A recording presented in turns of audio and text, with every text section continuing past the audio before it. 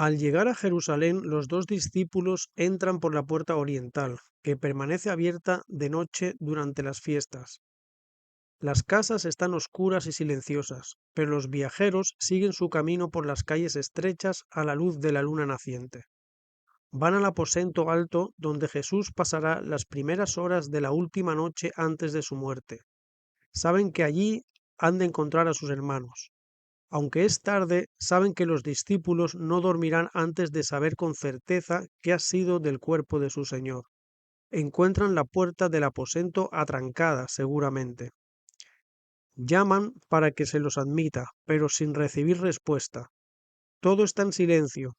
Entonces dan sus nombres. La puerta se abre cautelosamente. Ellos entran y otro, invisible, entra con ellos. Luego la puerta se vuelve a cerrar para impedir la entrada de espías. Los viajeros encuentran a todos sorprendidos y excitados. Las voces de los que están en la pieza estallan en agradecimiento y alabanza diciendo: ha resucitado el Señor, y verdaderamente, y ha parecido a Simón. Entonces los dos viajeros, jadeantes, aún por la prisa con que han realizado su viaje, cuentan la historia maravillosa de cómo Jesús se les apareció. Apenas terminan su relato y mientras algunos dicen que no lo pueden creer porque es demasiado bueno para ser verdad, he aquí que ven a otra persona delante de ellos. Todos los ojos se fijan en el extraño. Nadie había llamado para pedir entrada. Ninguna pisada se había dejado oír. Los discípulos sorprendidos se preguntan lo que eso significa. Entonces oyen una voz que no es otra que la voz de su maestro. Claras son las palabras que fluyen de sus labios. Paz a vosotros. Entonces, espantados y asombrados, pensaban que veían espíritu. Pero él les dijo: ¿por qué estáis turbados y viene a vuestro corazón estos pensamientos? Mirad mis manos y mis pies, que yo mismo soy. Palpad y ved, porque un espíritu ni tiene carne ni huesos, como veis que yo tengo. Y diciendo esto, les mostró las manos y los pies. Contemplaron las manos y los pies heridos por los crueles clavos. Reconocieron su voz, que era como ninguna otra que hubiesen oído.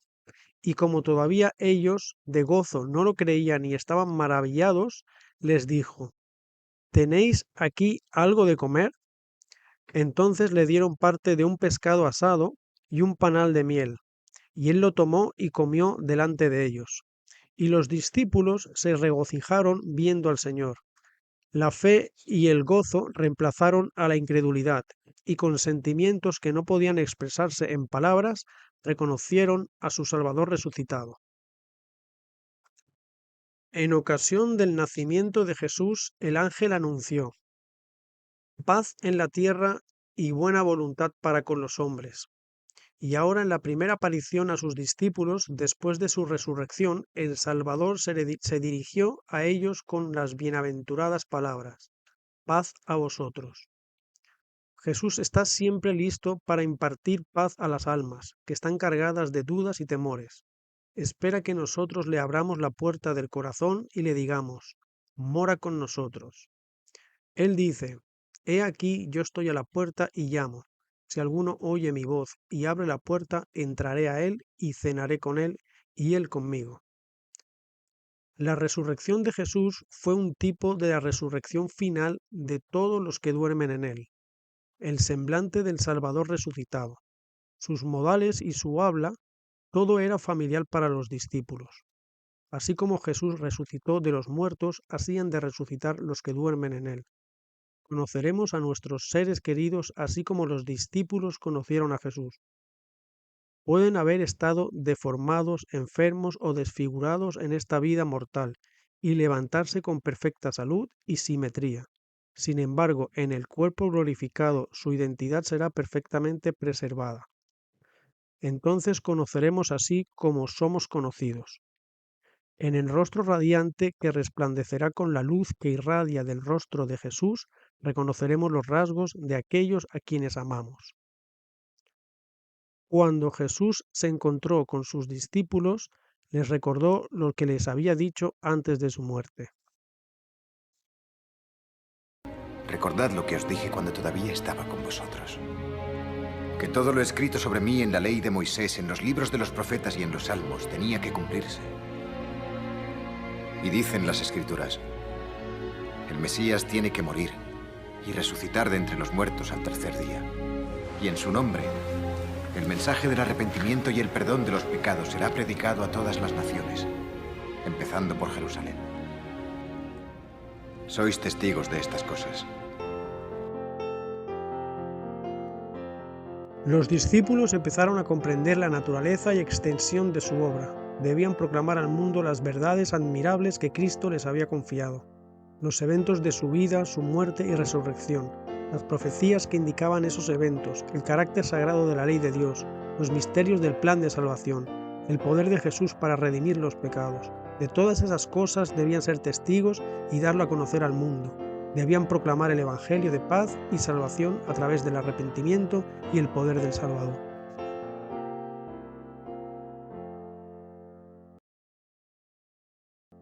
Y habiendo dicho esto, sopló y les dijo: recibid el Espíritu Santo. A quienes remitieron los pecados les son remitidos, y a quienes se los retuviereis les son retenidos. El Espíritu Santo todavía no fue manifestado plenamente porque Cristo no había sido glorificado todavía. El impartimiento más abundante del Espíritu no sucedió hasta después de la ascensión de Cristo. Mientras no lo recibiesen los discípulos, no podían cumplir la comisión de predicar el Evangelio al mundo. Pero en ese momento el Espíritu les fue dado con un propósito especial. Antes que los discípulos pudiesen cumplir sus deberes oficiales en relación con la Iglesia, Cristo sopló su Espíritu sobre ellos. Les estaba confiando un cometido muy sagrado y deseaba impresionarlos con el hecho de que sin el Espíritu Santo no se podía realizar esa obra.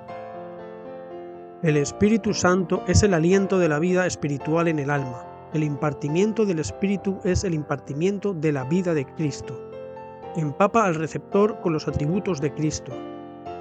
Únicamente quienes han sido enseñados de Dios, los que experimentan la operación interna del Espíritu y en cuya vida se manifiesta la vida de Cristo, han de destacarse como hombres representativos para ministrar en favor de la Iglesia. Cristo dijo: a quienes remitiereis los pecados les son remitidos, a quienes se los retuviereis les son retenidos. Cristo no da aquí a nadie libertad para juzgar a los demás.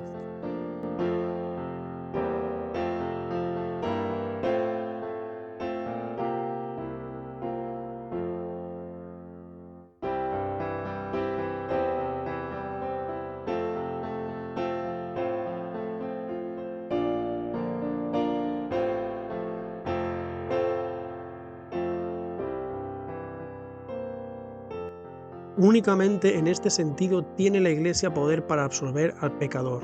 La remisión de los pecados puede obtenerse únicamente a través de los méritos de Cristo. A ningún hombre, a ningún cuerpo de hombres es dado el poder para librar el alma de la culpabilidad. Cristo encargó a sus discípulos que predicasen la remisión de pecados en su nombre entre todas las naciones, pero ellos mismos no fueron dotados de poder para quitar una sola mancha de pecado. El nombre de Jesús es el único nombre bajo el cielo dado a los hombres en que podamos ser salvos.